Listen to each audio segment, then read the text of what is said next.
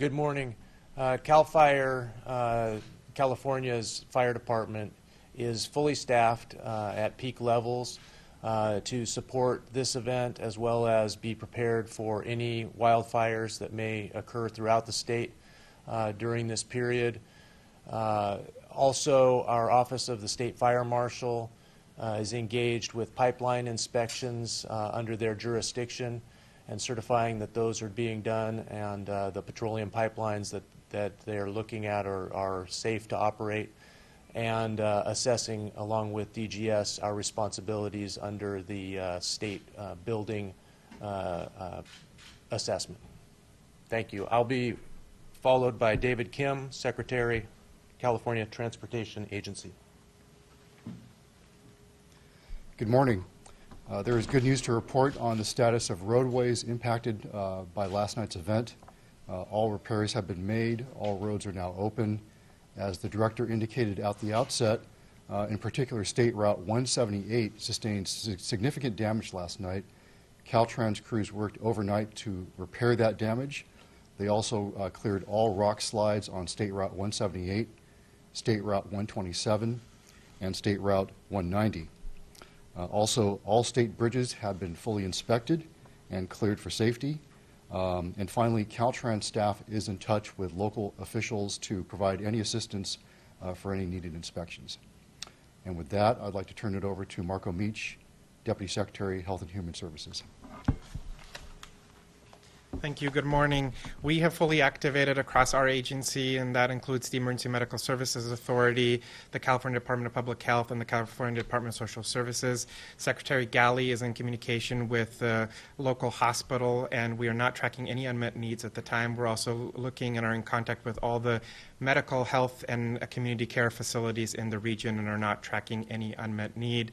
As Director Ghilarducci noted, we do have a shelter that is active in that area, and we're not tracking any unmet need at that shelter either. Thank you.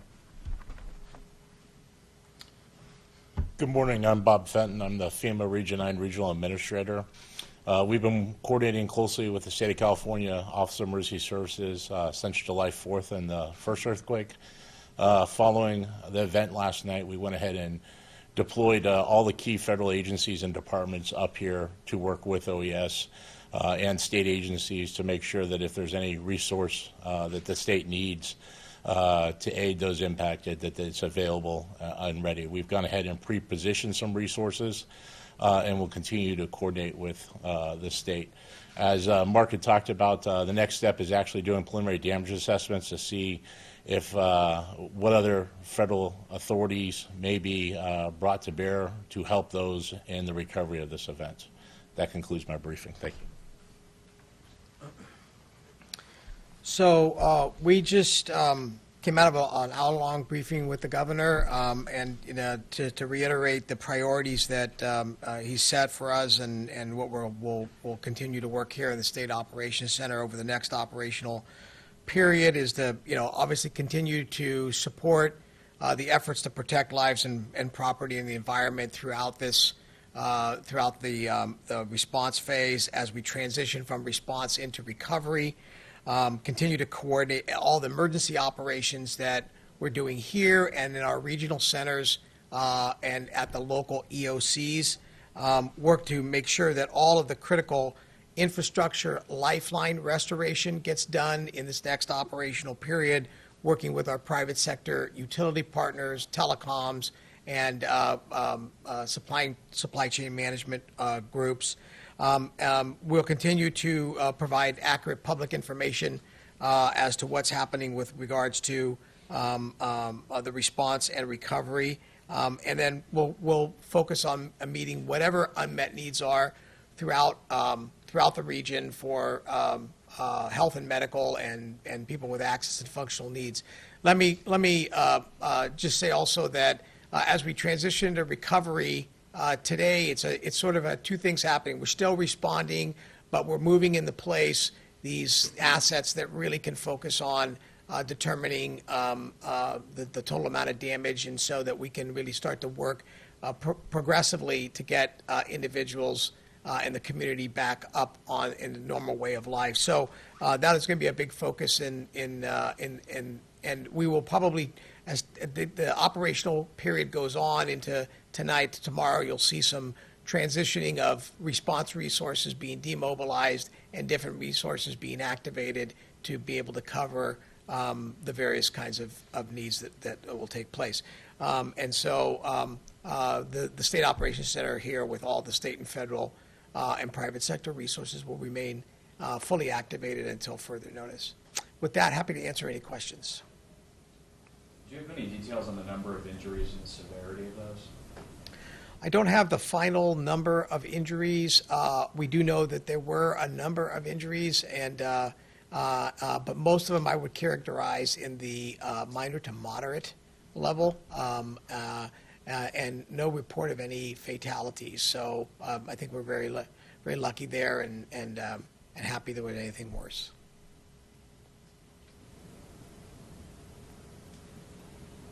Can you talk about the conversations you've been having with the private utilities, especially as it pertains to gas lines, and then you have this added concern with wildfire potential? Well, you know, we've been working very closely with the utilities over the course of the last few months in the effort of preparing communities as a result of public safety power shutoffs, and so that's helped to build that coalition in the effort of making sure that communities are as prepared as possible. We generally have, though, here embedded in the State Operations Center, the California Utility Emergency Association. It is an association that represents all of the power, water, wastewater utility providers and telecommunications.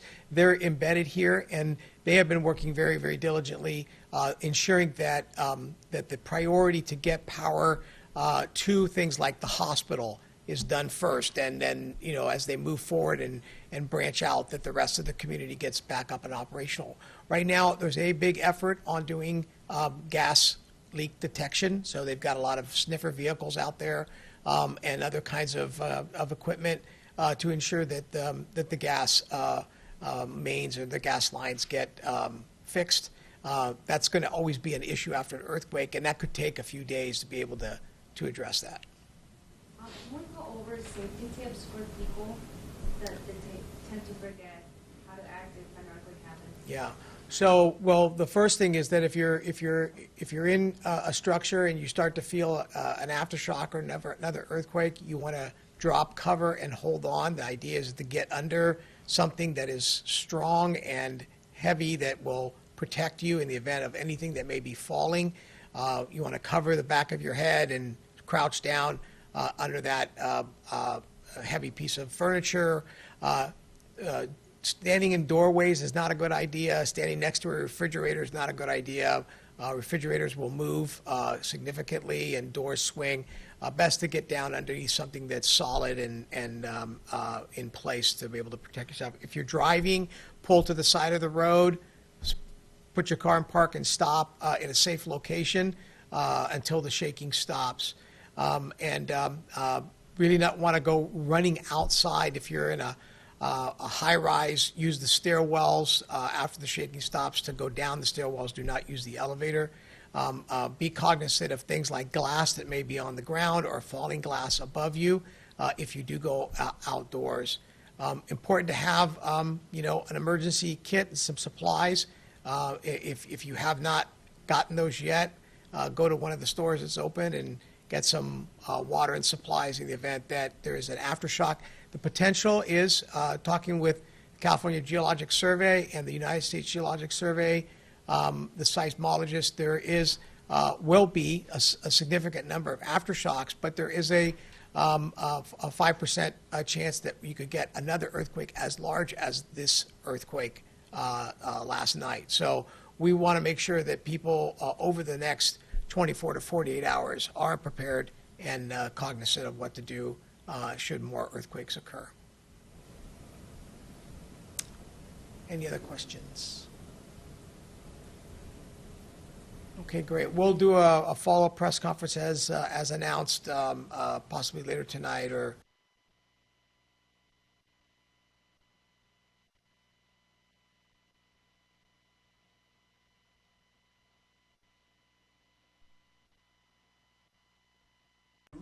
tell him I ran into you. Yes, I have to tell him. You good, girl? I'm good. Are you talking to me? I didn't even turn around. I gotta check on Darcy before I check on my own. Oh, my bad. I just heard my photographer be like, you good, and I assumed. Saturday. You don't touch it, right? So if all you hear is static, let's not mess with it. Okay. Let's do a cell phone IFB. Am I supposed to hear more than that? I would assume. Or just ask them You know to what, test it? Yeah, that's a good idea. I'll do that. I'll test it. My eye is starting to swell shut. I'm dialed in on 6, but he's on 2 today, but it's kind of I can't. It's not that bad. Oh yeah. I started yesterday. No, I think it just got, one of the ducts got filled with, I didn't clean it right, you know what I mean? Like citric involved. So it started, whatever. Yesterday, I felt like I got punched in the face. Yeah. You know that feeling? Yeah. Are you gonna? You're gonna walk it. I'm gonna go in between, yeah. You're what? He's got a lot. What? Hello. What's up, big dog? What's going on? It's not working.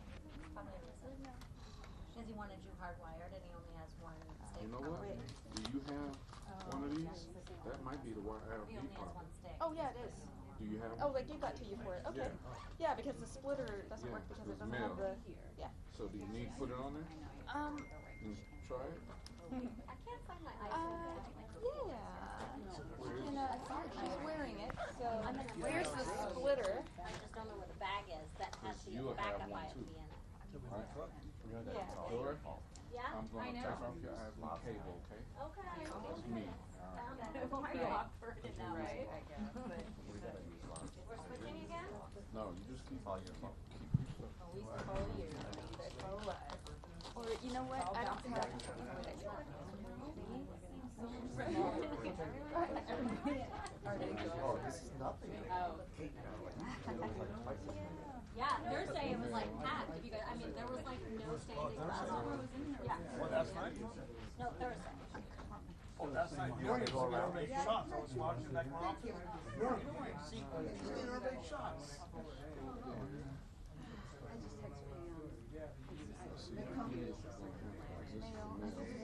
All of this stuff is fine. What are you guys trying to do? Oh, split the IFB, but we'll only give it a But I'm couple. gonna have to be over there, so it'll be Yeah, like you're all good. connected. Who needs a? I'll just call it on my phone. Alright, sorry to reach out to you guys. George will put everything. I'm like, I don't want to split IFBs. I'm like, just take it. Because I'm like, when but she that was gave me working both of just these, fine. I said, why did you give me 2 of these instead of giving Okay, me a Robert, we're mail? gonna do cell phone IFB for Joy. Do you want her on 6 as well? Or is there a different? So you don't need to stress you. Yeah, okay. Yeah, so IFB 2. Let us do that. All right, thanks so much. All right, bye. But who else needed that? Yeah. Oh, I haven't even Cool, thanks, Robert, bye. Okay, I just gotta charge my phone a little bit. Would you be able to, Because oh, it's dying. do you want to use mine? I'll plug it in once the press conference starts. Why don't you just Because I can't be live while the press conference starts. I mean, if you guys want to do that, No, we why can. don't It you just get seems back like it on was that hard. and she'll just use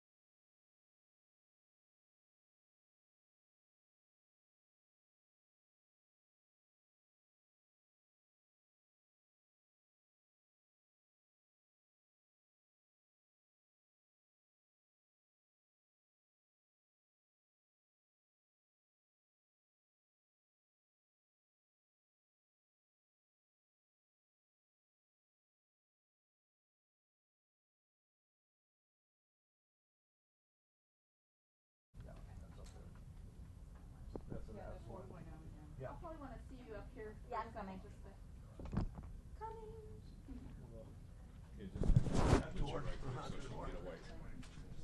All right, hold on. Let me get through first. I'm gonna squeeze past somebody, somewhere, at some point, somehow. I think. I know, but I'm putting the microphone.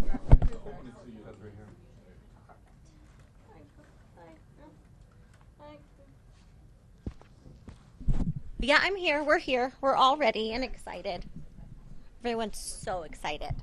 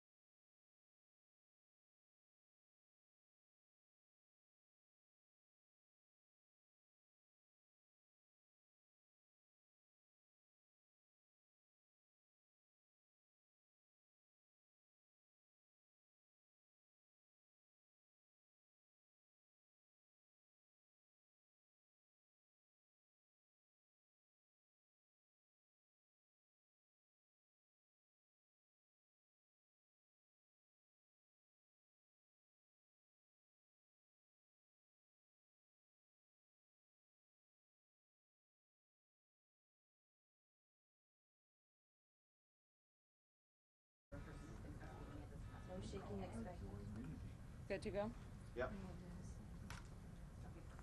they said, they claim it's gonna be. They claim that. Yeah, don't worry about that right now. I know. She said she was gonna SUP it. And we're so comfortable now that I'm like, and walk the check door. Well, I'm probably like on average for most studios crews. Based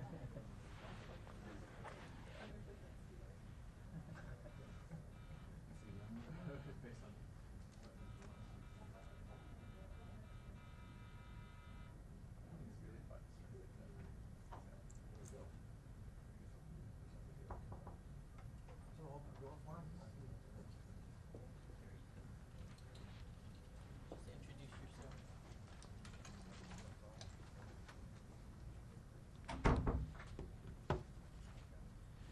So my name is Dr. Eyil Hawksson, seismologist with Caltech. I'm going to do the briefing this morning, and welcome to day 3 of the Searles Lake earthquake sequence.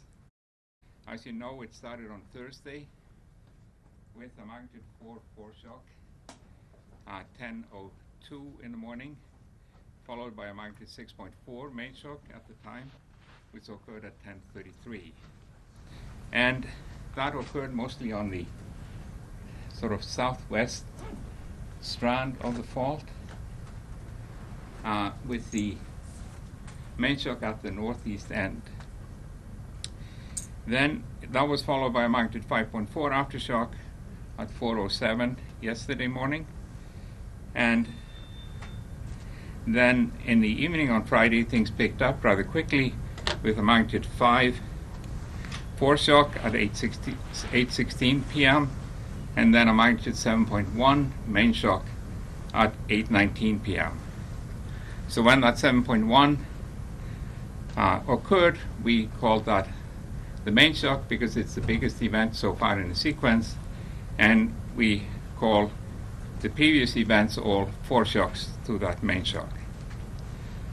Now, that main shock ruptured the fault, as you can see, from the bottom of the picture down there on your right, from the Gallock fault, if you like, all the way up towards the coastal geothermal field, which is a distance of about 30 miles. And so if you look at the epicenter of magnitude 6.4, then it was rupturing, the 7.1 ruptured 10 miles to the south of that and 20 miles to the north. And it had a depth of about 8 to 10 miles. So since then, we've had 6 magnitude 5 or greater aftershocks, none greater than 6, but one greater than magnitude 5.5 at 8:47 last night.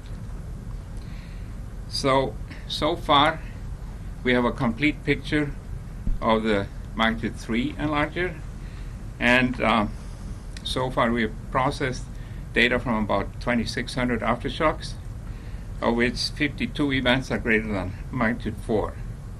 And we have about 340 events of magnitude greater than 3. So if you think about how there is many more small earthquakes than big ones, then our goal is to have a complete catalog of earthquakes down to a magnitude 1. So that's 2 orders of magnitude smaller than what we have, smaller magnitude than what we have now. So we expect that this sequence will generate over 30,000 earthquakes of magnitude 1 and greater.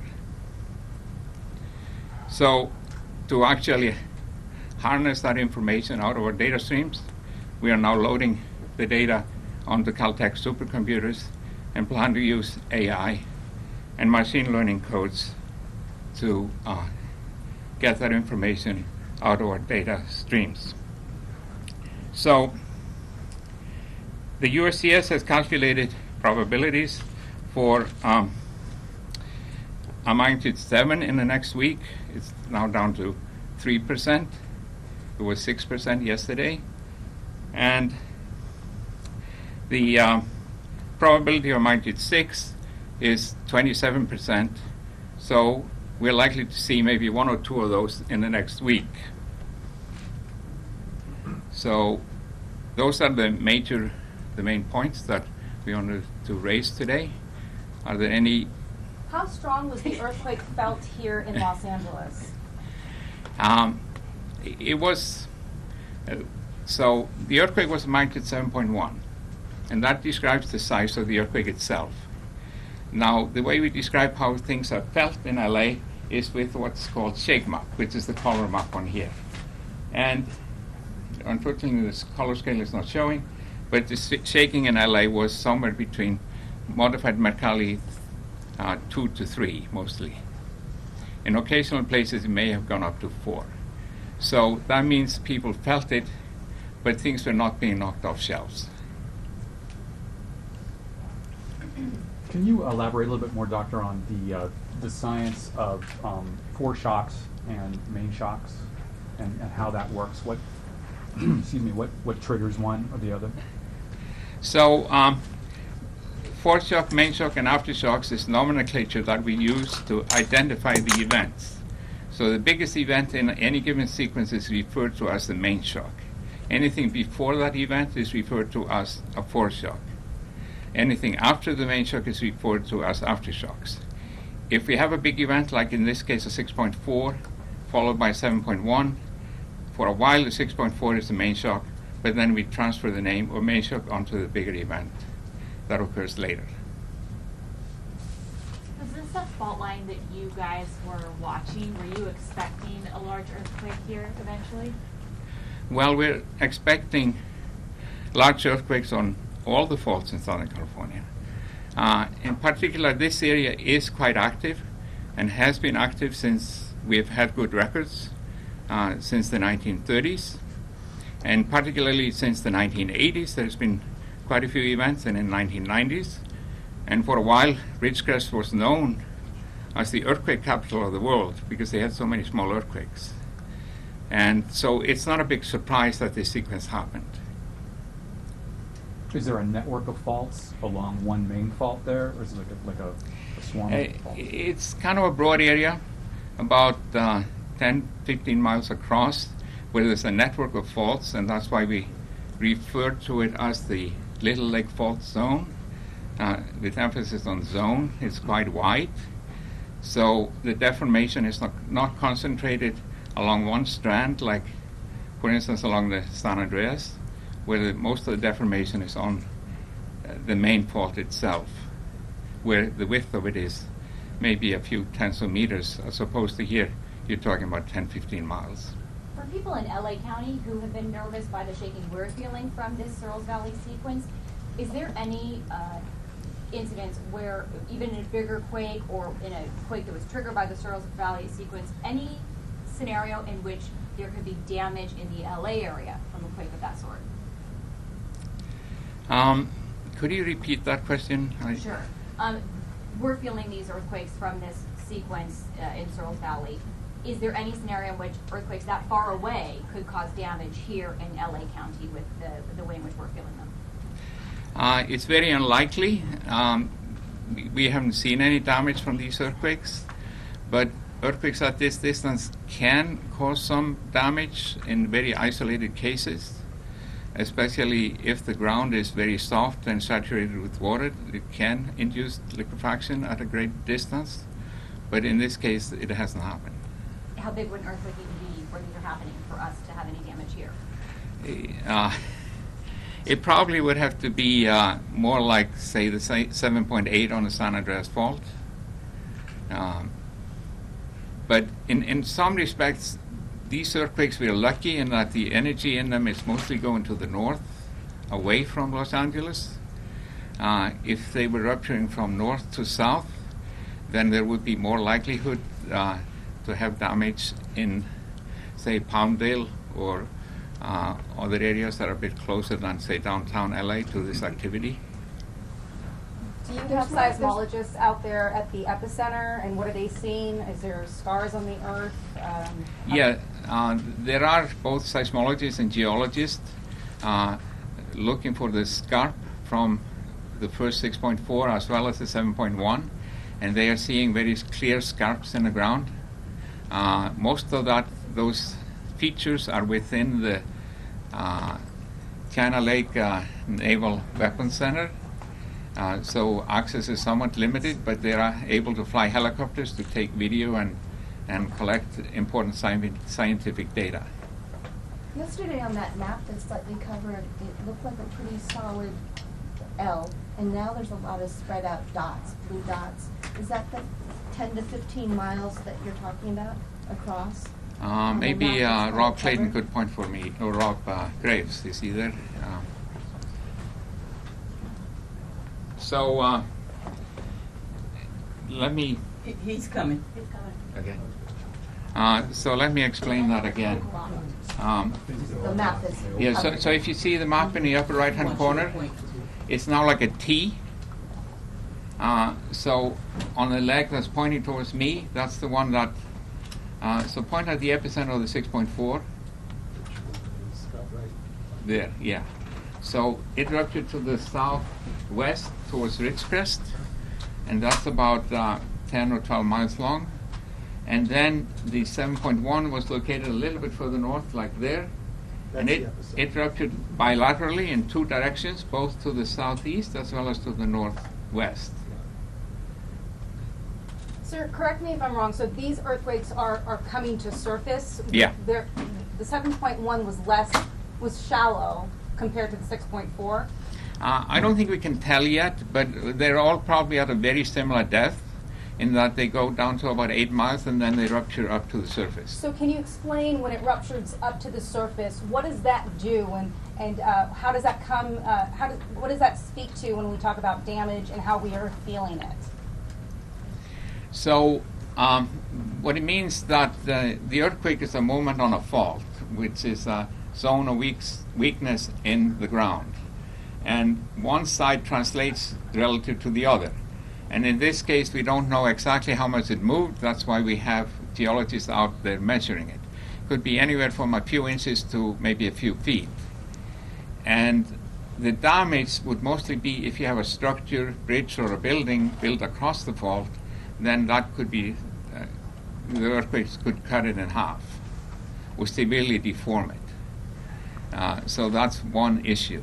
Most damage from earthquakes is actually from ground shaking, not from fault offsets.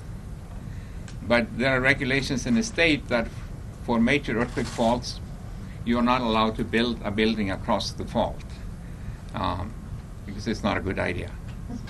Are we still looking at two faults then? And do we know what faults those are? We're looking at two fault strands within a fault zone.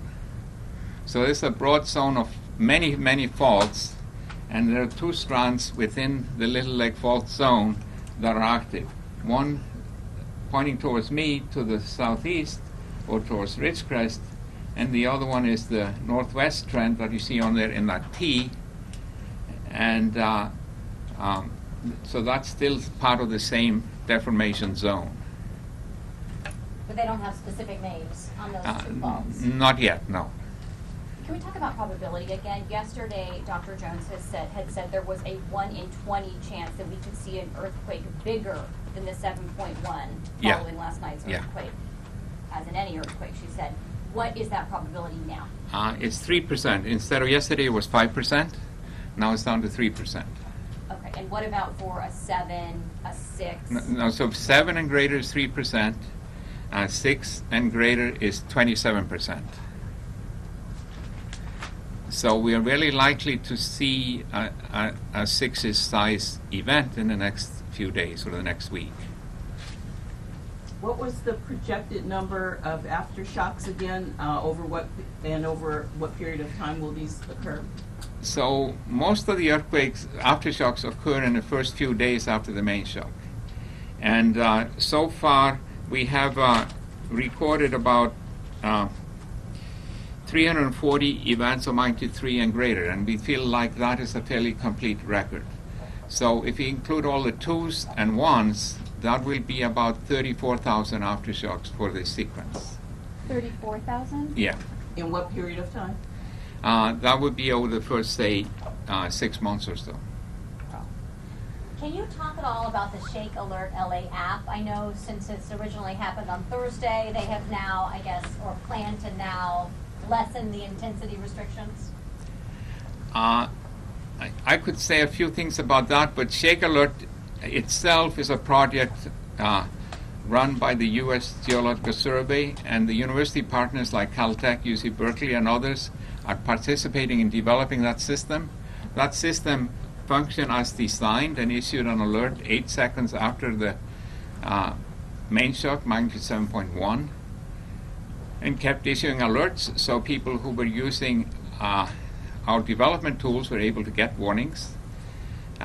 Shake Alert LA is an app that's developed by City of LA. It listens for messages from the Shake Alert system. Sorry about the confusion of the naming, but that app is set for fairly high thresholds and mostly to warn on earthquakes in LA County.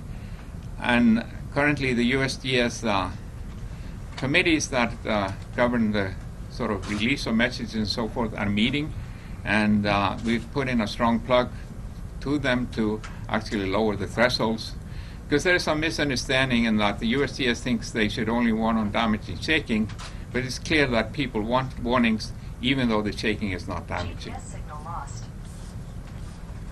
When we talk about an earthquake of this magnitude happening closer to Los Angeles, how well prepared are we with our structural integrity and our response times from your perspective to deal with something like this if this were to happen closer to our city? I think in some ways we've done a lot. It's clear that the City of LA, with various retrofitting ordinances, has stepped forward and is spearheading, leading other cities to improve the infrastructure, but a lot remains to be done.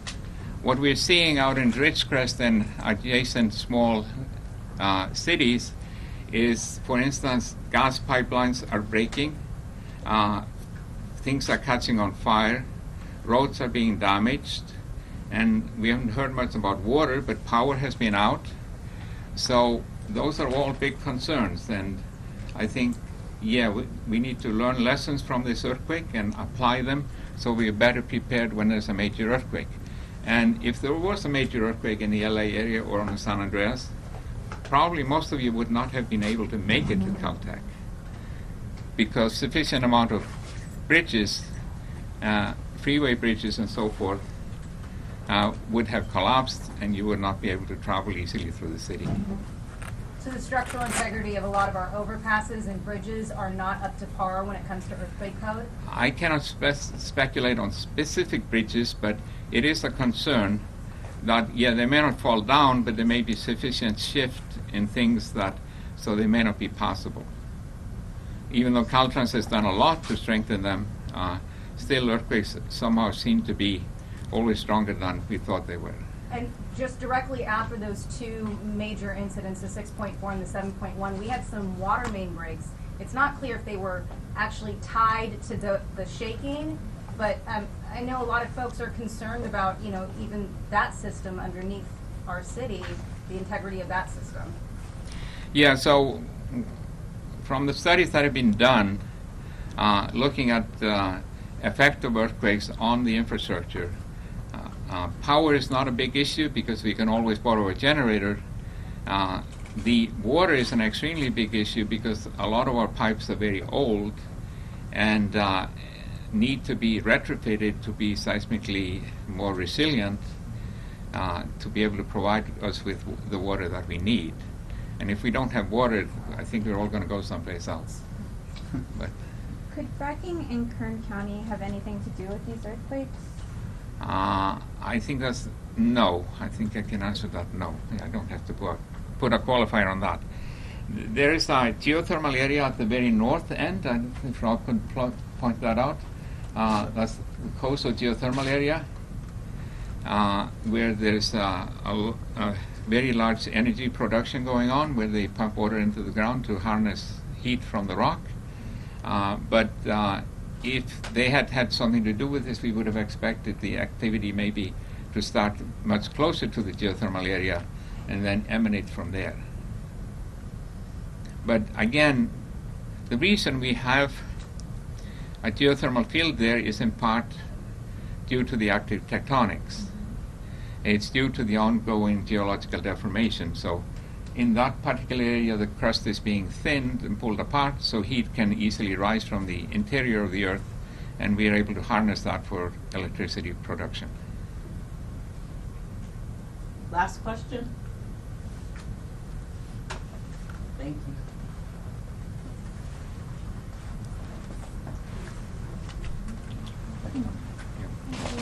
Thank you.